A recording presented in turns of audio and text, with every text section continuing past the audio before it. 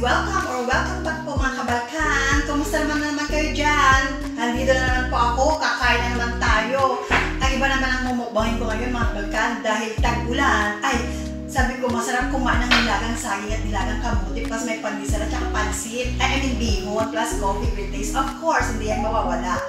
Guys, ito na naluto ko tong kamuting kahoy. Nakrap! Sinadyak ko. Sabi ko, ay, mas masarap pagka medyo malambot-lambot siya. Kaya try natin mga kabalkan kasi alam mo, mahal ang bigas, magkamuti na lang tayo, pataas ang mga bilihin ngayon. Kaya kailangan natin magtipid. Try natin itong kamuti guys. Nakrap siya, sinadyak ko, pero sabi ko, mahal ang gas. Wala naman kaming gas. Naubusan kami kaya niluto ko sa rice cooker, nakrap, bongga, o tingnan niyo mga kabalkan.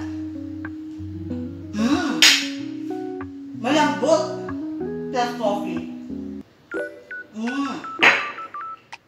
Ganun pala dapat ang pagluto ng kamote guys. Hindi to si kabundok o kaya kabukit o kaya kadagat. Si kabalkan po ini.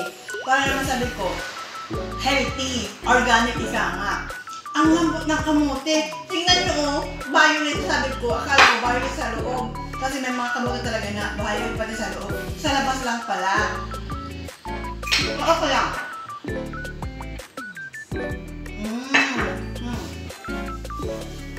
Malambot. Ito naman nilagang saging. Organic tayo ngayon. Healthy foods. Healthy lifestyle after walking. Ang saging. Saba itong tawagin nilagang. Ito naman, hindi ako medyo matigas-tigas siya. Niluto ko lang ito ng mga 10 minutes sa rice cooker.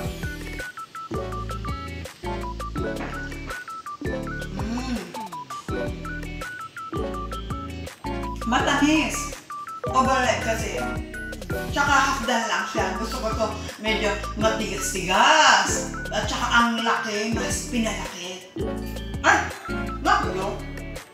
Feeling ko lang kung kaya ko sa Macdo, medyo mahiyasun ako.